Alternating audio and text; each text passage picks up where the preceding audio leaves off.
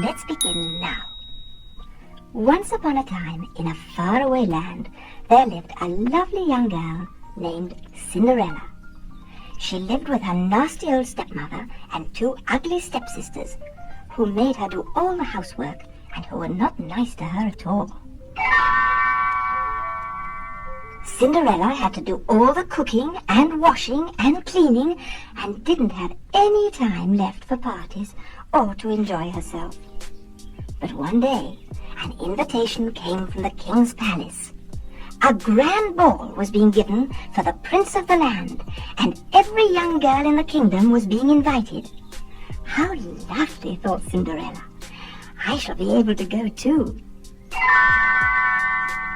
But her nasty stepsisters didn't think of her at all, but only themselves, as usual.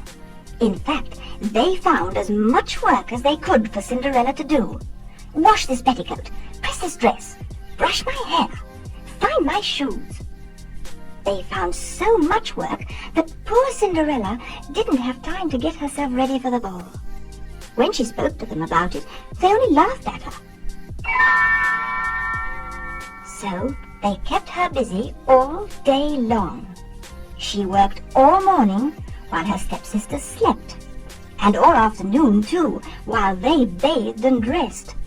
And then, in the evening, she had to help them with their final preparations for the ball. When the coach arrived at the door, the two ugly stepsisters were dressed and ready to leave, but Cinderella was still dressed in her rags.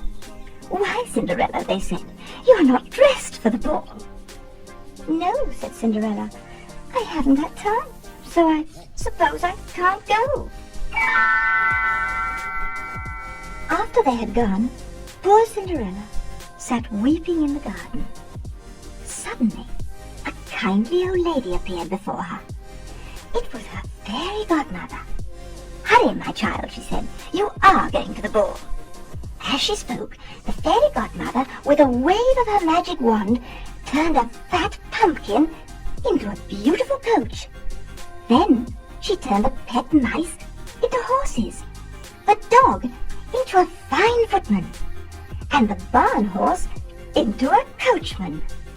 Cinderella could hardly believe her eyes. "There, my dear," said the fairy godmother. "Now into the coach with you, and off you go to the ball."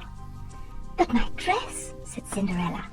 "Lovely, my dear," the fairy godmother began. Then she really saw Cinderella's rags. "Good heavens," she said, "you can't possibly go like that." She waved her wand and said the magic words, "Salagadoola, menchikaboola, bibbidi bobbidi boo," and suddenly there stood Cinderella in the loveliest dress you ever saw, and tiny glass slippers on her feet. She looked beautiful. "Oh," cried Cinderella, "how can I ever thank you?" "Just have a wonderful time at the ball, my dear," said her fairy godmother. "But remember, the magic only lasts until midnight. At the stroke of 12, the spell will be broken, and everything will change back as it was before."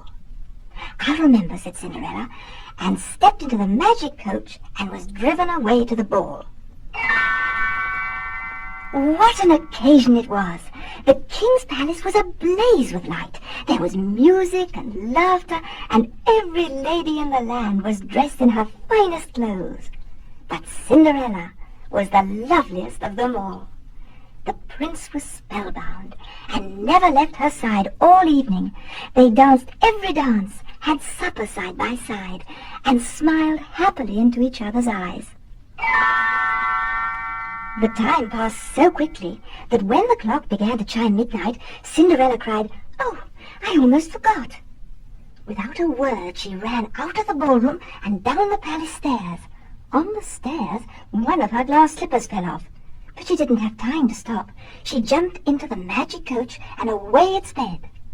But as the clock finished chiming, everything changed back, and no one knew where she had gone.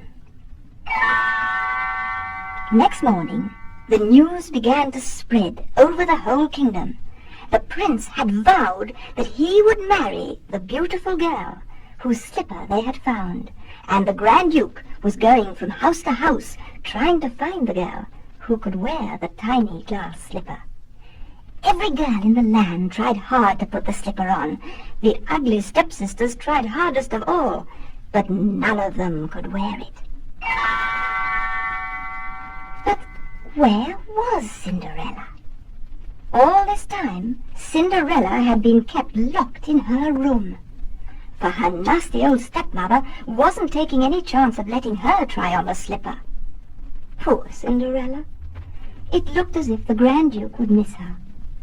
But her friends, the mice, managed to find the key and pushed it under Cinderella's door. She unlocked the door and ran down the stairs just as the Duke was about to leave. "Please," cried Cinderella, "please let me try the slipper." And of course, it fitted perfectly, as it was really her own. At last the prince's long search was over. Cinderella became his bride, and they lived happily ever after. And her pet mice came to live in the palace, and were happy ever after too.